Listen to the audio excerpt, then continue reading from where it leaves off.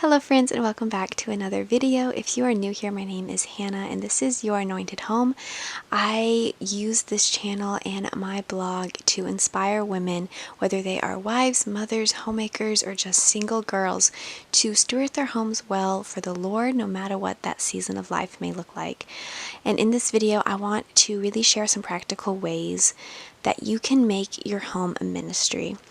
And this video is going to be talking to those who have their own homes, those who are wives, and even those who are mothers, especially of little ones, because that is the season of life I am currently in. So I really want to share some encouragement with you, kind of inspire you to use your home as a ministry for the Lord and to get it in order for His kingdom. I love talking about this topic. I love talking about making our homes a ministry and doing all that we can do to ready ourselves and our family and our home for the Lord. Your house, your home is a place your family spends the majority of their lives.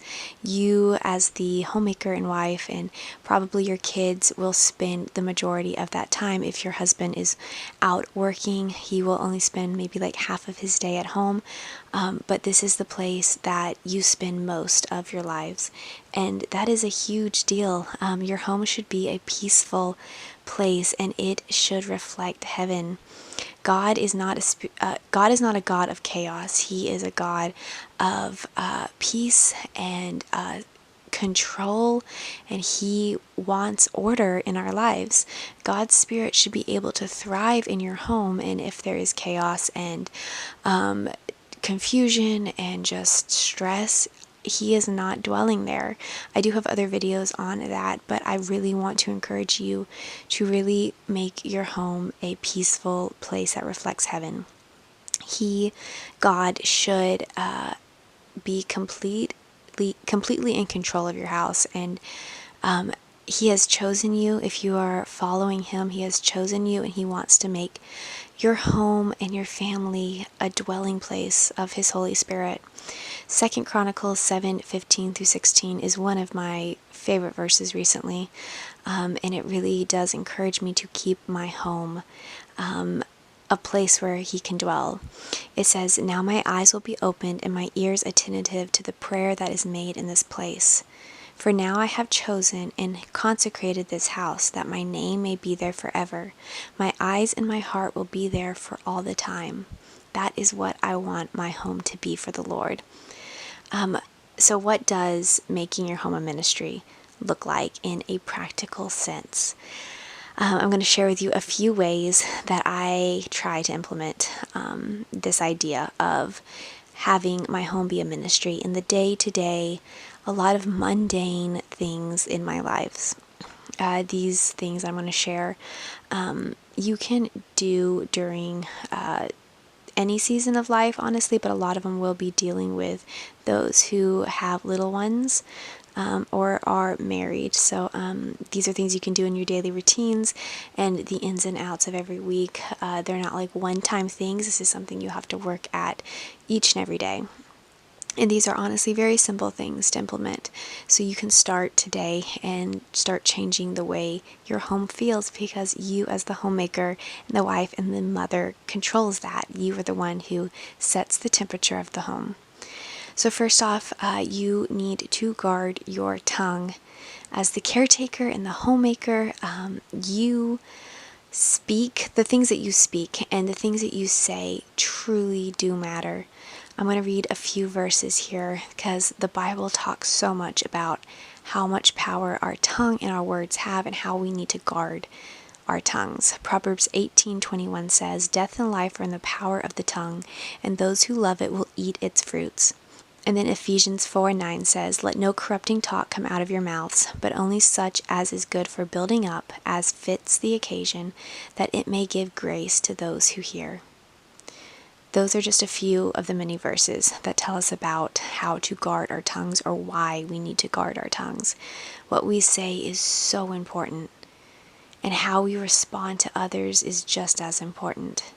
So watch what you say today and this week as you are going about your everyday life. Watch what you say to your husband and to your kids.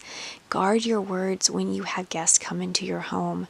And just use your words to speak truth over your home and your family and anyone who enters your house.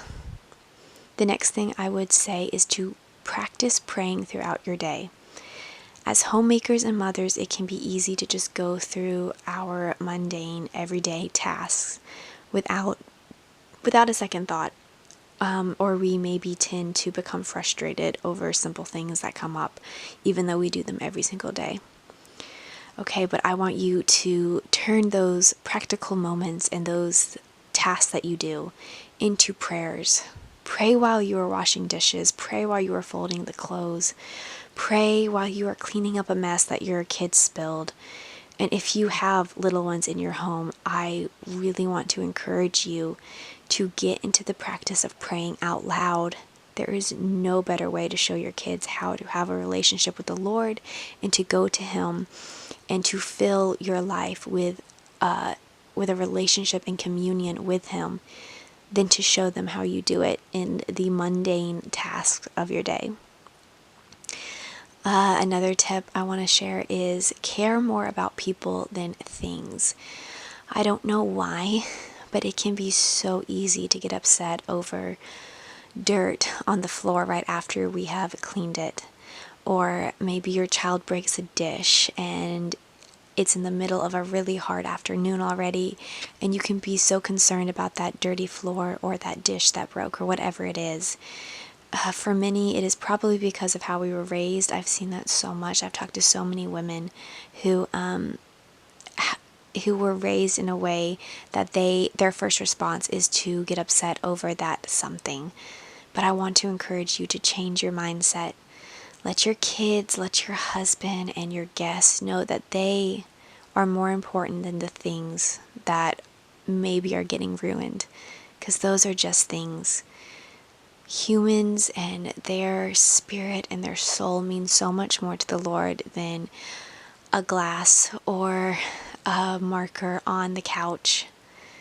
Yes, you should stop your child if they are pulling something across the floor and you have a wooden floor and it's causing a huge scratch, or you should stop them and explain why we don't draw on the walls, whatever it is, or maybe show them how to hold a cup so they don't let it fall and break.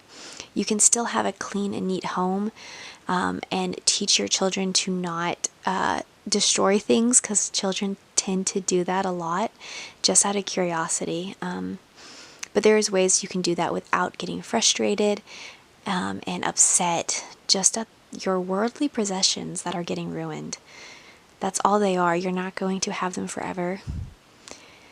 Even if they are sentimental and special, they are not that important.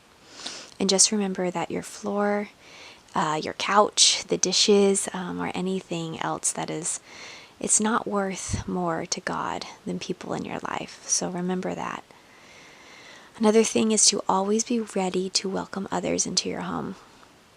1 Peter 4:9 tells us to show hospitality to one another without grumbling. How can we make sure we are doing this is to take the stress off of ourselves. We can do this by keeping a simple and clean home at all times. We can have easy dinner recipes under our belt, so if someone is going to drop by or we invite someone over at last minute, we have easy recipes that we can make and not stress over.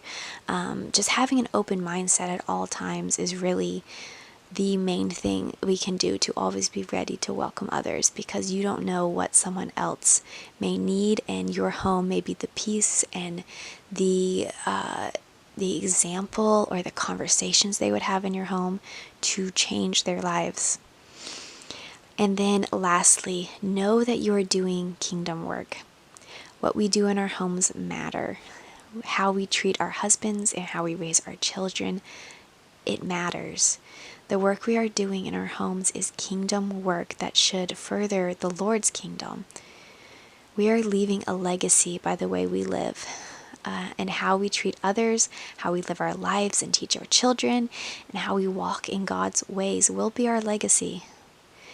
So I want to live mine fully and do all, even the mundane tasks, the everyday things and responsibilities, and just waking up and raising little ones and cleaning messes and running errands, doing all the things. How we do that matters. And I want to leave my legacy as one that is strong in the Lord. And remember on those hard days that the work you do is so important. God sees the future, and your labor will not go in vain. 1 Corinthians 15:58 says, "Therefore, my beloved brothers, be steadfast, immovable, always abounding in the work of the Lord, knowing that in the Lord your labor is not in vain." And that goes for us too as homemakers and moms and wives. So those are the practical tips I have for you. I really pray that they help you make your home a ministry in the everyday sense of life.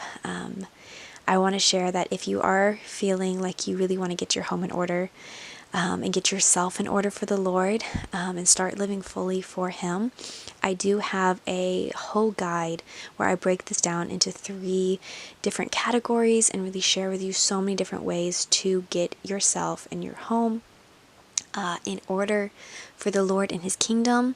It is just the beginning point. It's called the pruning. As we are going through all the steps, you will start to see how much your home feels more peaceful, how you can welcome the Holy Spirit into your home, how to anoint your home. I will leave that linked below if you want to go check that out. It really does help you get started on this journey of having your home be a ministry and getting your home and yourself in order for the Lord and for His kingdom. I will also leave some blog posts linked below that are on the same topic. I have so many resources over on my website, youranointedhome.com, that go into very similar topics. So go over there, hang out a while, check out all the resources that I have, and I really pray that they encourage you and help you get started on this journey of making your home a ministry and just giving everything over to the Lord, whether that be the mundane moments, the big joys, or just everything in between. It is all the Lord's, and we need to be living with that mindset. All right, friends, that's all I have for you today. Thank you so much for listening if you've made it this far, and I will see you in my next video. Goodbye.